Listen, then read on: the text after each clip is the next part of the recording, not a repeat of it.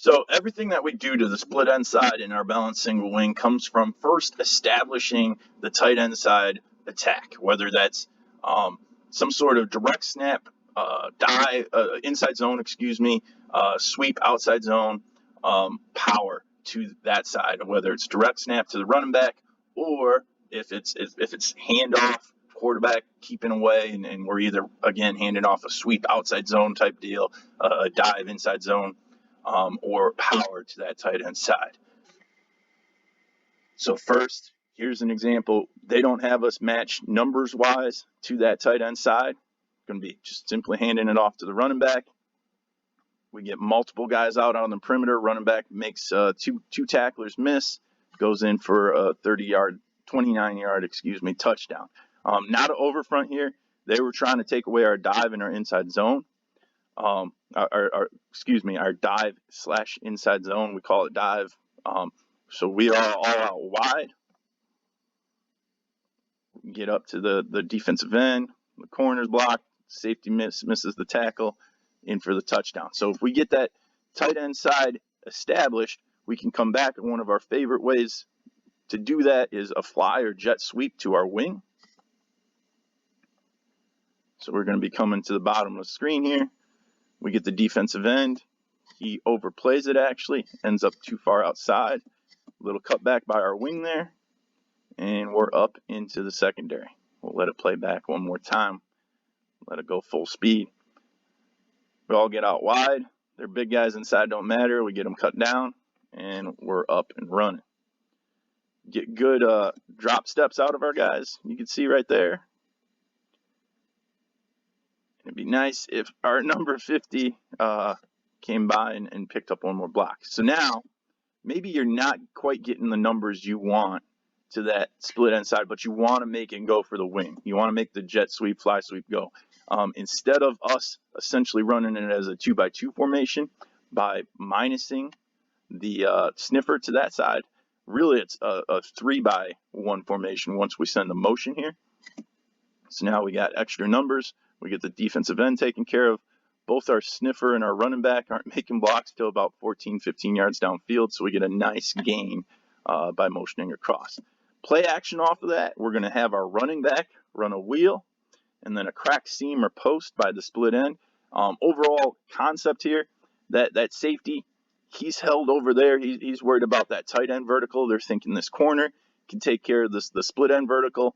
That puts that overhang defender in a big time bind, and especially as he starts to sneak over to that tight end side of the formation to help out with cutbacks and whatnot, he can be out leveraged by that running back. And comes down to classic teach your quarterback, middle field open, middle field closed stuff.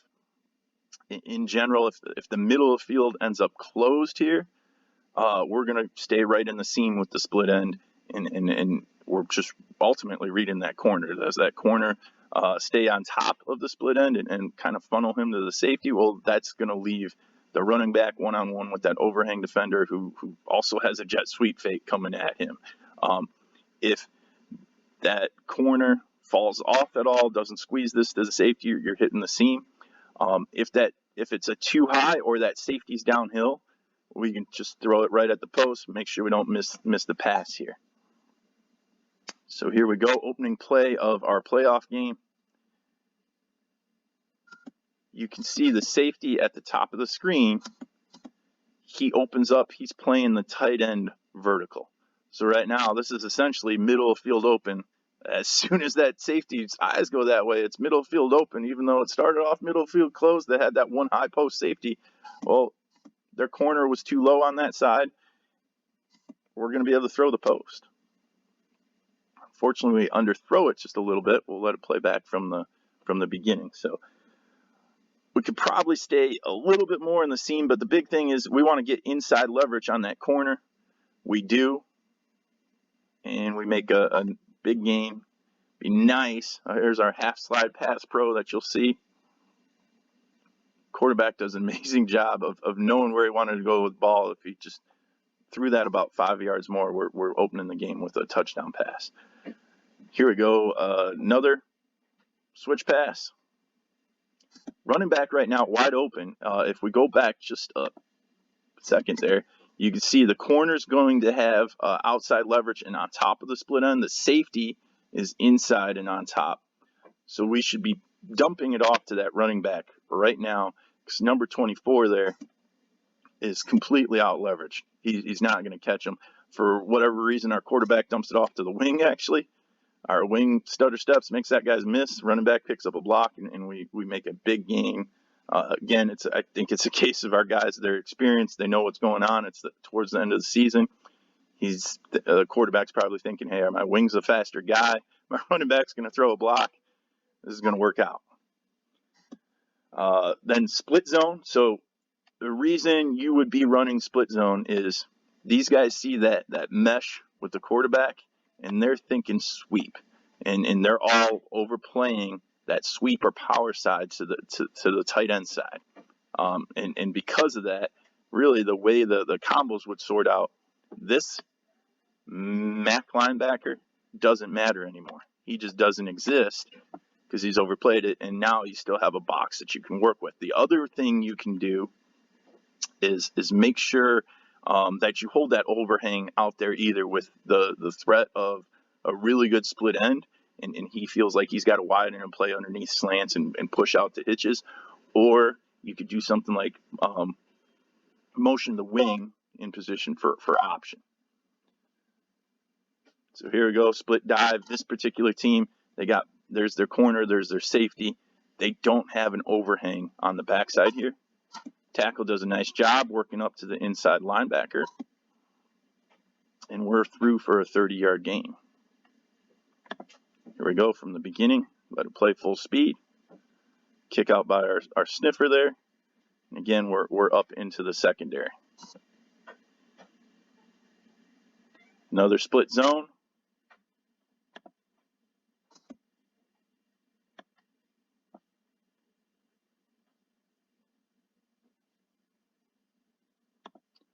Another split zone.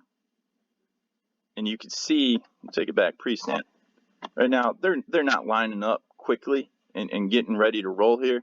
But they end up having the issue of right now, really, those linebackers all overslid to that tight end side. There's the overhang. This linebacker doesn't even matter, the far right side linebacker. Our tackle's up to that overhang like I talked about. There's what used to be the will linebacker. Our center's working on him because he's in the position of what Mac linebacker would be. And we hit a big gain here. So these are 3 consecutive plays coming in a row here. So big gain on split dive, and that defensive end, number 13, just not great there. So now you can really see they're cheated big time to our tight end side. Number 33, he ain't their corner. I think this guy's probably man-to-man on the tight end, and then they got the safety over the top. I don't know the exact coverage they're using. You can see, though, the sniffer can't quick kick out that D end, and really that D end should have been the offensive tackles. Our split end should have been able to our sniffer should have been able to continue wider, and our tackle should wash that down. So we come back with the mindset, all right, you're going to play it that tough, that tight. You're cheating that much to the tight end side. You're trying to take away all our gaps and hip pocket our polar. Let's come back now with zone read to that side. So now the sniffer should bypass. We're not going to get that on film here, but he should bypass that defender if he's playing that far inside, and that's something we just hadn't repped enough. But it's a great concept, because what you're doing is you're taking what is a 3-by-1 formation with the tight end, the wing, and the sniffer all to the left, and you're sneaking that sniffer across to get back to a 2-by-2 formation. There you go. We're off and running. Unfortunately, we had number 1, that sniffer, and that defensive end's he's not happy. Our sniffer should have bypassed that, and he should be up on the second level, either picking up 22 or I believe this is the safety coming down late. And then our split end got a little handsy, got called for a hold. End zone shot of the same thing. There you go. Easy pull. There's no overhang. They're out leveraged. Again, we got called for the hold, unfortunately. Another compliment, all right, you could run a midline concept, a zone read midline concept here. Now, you could, I think, get that sniffer across, and if you're keeping it, this guy's going to be down inside anyways, and the sniffer would be able to be flat enough and work up to an inside linebacker or the overhang, or whatever's kind of in that B, C gap area. We motioned him over there pre-snap. Get the 3 technique here, or a 2 technique, stepping down on the running back, quarterback replaces, and we're almost in for the score. Let that play one more time, just full speed for you. If our wide receiver gets maybe a little bit more aggressive there, we got something going.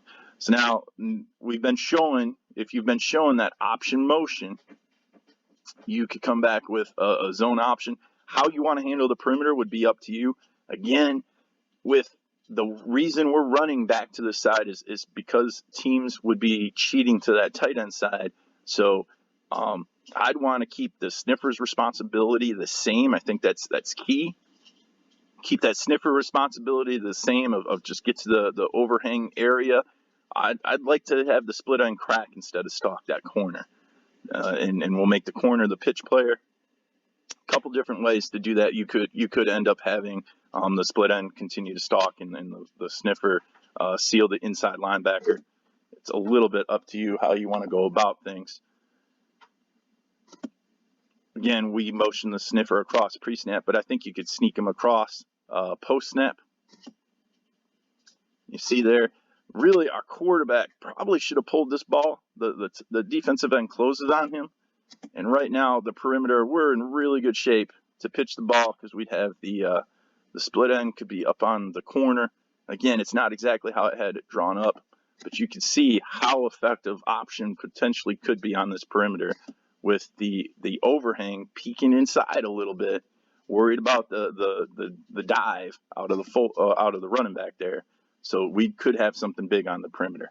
And then the last thing coming back to that split end side is counter GH or GF to the quarterback. Again, dress it up how you want. I'd keep giving a team that same option look, especially if I'm just ending back to the side. It's a way to maybe hold that down safety a little bit. But have the running back big sweep across the Q's face here. Again, it's not exactly per se the same formation as drawn up there, but there we go. There's our kick out by the guard. Sniffers up and through. Something that's really challenging in an over front, and you really got to coach your center up on. We'll get here in a second. Is making sure that center trying to block back on a 3 technique or something playing in the B gap. That center's got to work flat and really do a good job rounding them off. And it's not a great block by any means by our center here. Not devastating, but he keeps leverage on him the entire time. And really, we're kind of lucky with our tackle and guard here. It's our guard. I'd like our guard to get more into the 2 technique here. Anticipate this A-gap movement out of him. But he does enough to knock that 2-eye into that 3 technique. And we're up and through for an 11-yard gain.